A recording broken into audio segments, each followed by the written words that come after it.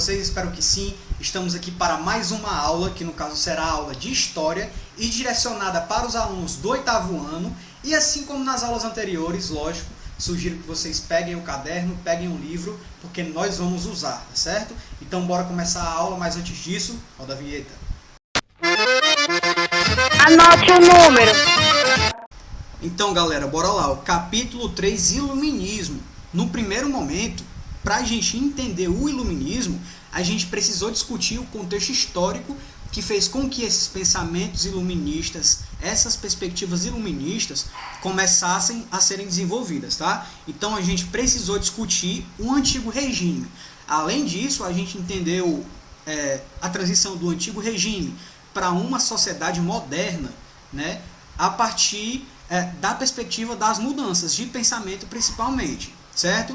Além disso, a gente discutiu algumas características do iluminismo, a gente falou do liberalismo econômico, a gente falou dos principais pensadores do iluminismo também, e hoje o nosso objetivo vai ser entender o despotismo esclarecido, tá certo? Que é uma dinâmica que aconteceu no contexto do iluminismo também, tá certo? Então, de certa forma, essa é a única discussão que a gente vai fazer hoje. Eu acredito que o vídeo vai ser curto, vai ser bem tranquilo, porque não necessita de muitas discussões, nem muitas discussões teóricas, e a gente não leva muito tempo para de fato discutir isso daqui, tá? Então a aula hoje vai ser bem tranquila, tá certo? Então, bora lá. Então, galera, de antemão, o que é que a gente precisa recapitular? O que é que a gente precisa lembrar? No iluminismo, a gente já sabe, a gente já viu esse conteúdo, que as ideias e a razão eram assuntos que estavam sendo amplamente discutidos. Além disso, o regime absolutista estava sofrendo muitas críticas, né? O pessoal estava pondo em xeque o sistema absolutista de fato, certo? A partir disso, o que foi que aconteceu? Alguns reis e algumas rainhas começaram a perceber que os pensamentos iluministas de fato estavam ganhando muita força, tá certo? Então eles começaram a pensar, ó, vixe galera, a situação tá meio complicada, viu? Eu acho que a gente não vai se aguentar por muito tempo no poder não. Se a gente for de encontro a essas novas perspectivas, a gente vai sair de fato, tá certo? Então eu acho que nós teremos que aceitar algumas dessas perspectivas, tá certo? A gente vai ter que se inserir nesse contexto iluminista também. Lógico, não de forma concreta, tá? Não de maneira geral, mas a gente precisa aceitar algumas coisas aí. Então, alguns reis e algumas rainhas, no caso, né, aceitaram algumas ideias iluministas, tá certo? Tudo isso para se manter no poder ainda. Os governantes que se inseriram nessa perspectiva ficaram conhecidos como déspotas esclarecidos, tá certo? A partir disso, a gente pode citar alguns exemplos, né, dos tronos que se inseriram nesse contexto de despotismo esclarecido, tá? Então a gente tem França, Espanha, a gente tem Portugal, a gente tem também Áustria, tá certo? Então esses foram os reinos de fato, os reis e as rainhas que mais sofreram com esse contexto. Então, o que é que a gente percebe em relação aos déspotas esclarecidos? A gente percebe que eles não estavam dispostos a abrir mão das regalias que existiam por parte de um monarca, né? Eu quero de fato, preciso me inserir nesse sistema aí, porque senão eu vou perder o trono, né? Eu vou perder o meu poder de certa forma. Os burgueses e a população normal, eles estão muito inquietos, tá? Então eu preciso me inserir nesse contexto aí também e aceitar algumas ideias iluministas, mas eu não quero perder os meus direitos, não quero perder os meus privilégios, tá certo? Então era mais ou menos isso que eles achavam. A partir disso, esses monarcas de fato se comprometeram, né, a tentar se informar mais sobre essas perspectivas iluministas, e além disso, eles também prometiam contratar pessoas que estavam inseridas nesse meio, né, nesse pensamento iluminista, tá certo? Então, como exemplo de déspota esclarecido, a gente pode citar Frederico II, que no caso era da Prússia. Então preste atenção ao que foi que ele fez, tá certo? Algumas ações que ele tomou.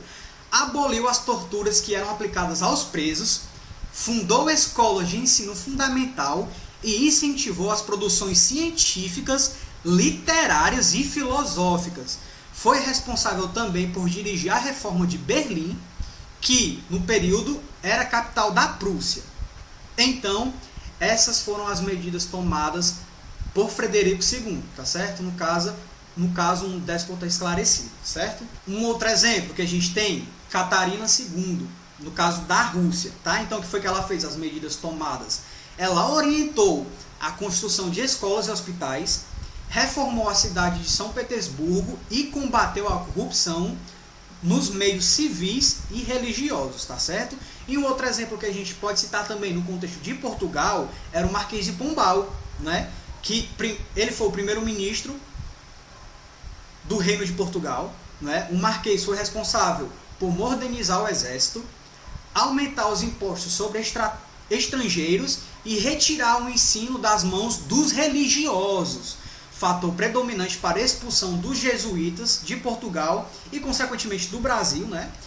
Que, como vimos, era uma colônia portuguesa que contava com a presença dos padres dessa congregação, tá certo? Então, esses três exemplos a gente consegue perceber que, de fato, se inseriram no contexto do despotismo esclarecido, tá certo? Agora, galera, para a gente praticar, eu sugiro que vocês abram o livro na página 393, que a gente vai responder essa sexta questão aí, ó, tá certo? Então, bora lá. Sobre o despotismo esclarecido, regime de governo adotado por alguns países europeus no século XVIII, assinale a alternativa correta, tá certo? Então, a gente precisa assinar a alternativa correta que fala sobre o despotismo esclarecido, show? Bora lá, ó. Item A. Buscava equilibrar os interesses do povo com os interesses monárquicos, para que a desigualdade social não fosse tão constante. Esse era o principal objetivo, galera. Na verdade, isso está inserido de fato no contexto do despotismo esclarecido, uma coisa que buscava equilibrar interesses do povo e interesses monárquicos. Não, a gente percebe que, de certa forma, as pessoas que se inseriram no contexto de despotismo esclarecido, elas estavam se inserindo de forma obrigada, né? Não foi nada que buscasse equilibrar de fato, sabe? Então essa alternativa aqui a gente pode descartar. Show? Bora lá para a alternativa B, ó. Seu principal objetivo era eliminar o poder monárquico, priorizando o poder parlamentar. Não, né, gente? A gente vê não, que até porque o despotismo esclarecido foi uma ação tomada pelos monarcas, né, com o objetivo de não perder o poder total, certo? Então o item B está incorreto. Bora lá para o item C, ó. Foi uma forma de governo inspirada em alguns dos princípios do iluminismo europeu. Verdade ou mentira, galera? Verdade, né? Então a gente consegue perceber que o item C é o item correto porque ele fala que, de fato, foi uma forma de governo, sim, tá? E que foi inspirado em alguns princípios do iluminismo, tá certo?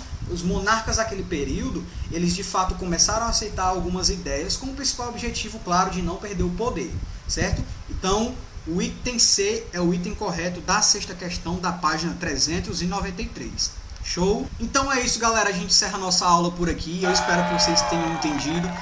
Assim como eu tinha falado no início da aula, a aula de fato foi bem curta, né? Até porque o objetivo principal era entender o despotismo esclarecido, tá certo? Então a gente priorizou não juntar com outros assuntos para que de fato não ficasse uma coisa muito confusa. Show? Então é isso, ó. Caso de dúvida, entrem em contato comigo pelas redes sociais, falem no WhatsApp da escola, que a escola repassa a dúvida para mim e eu procuro tirar a dúvida de vocês. Isso vocês já sabem muito bem, certo? Então continuem estudando, né? Um abraço forte, até a próxima e valeu!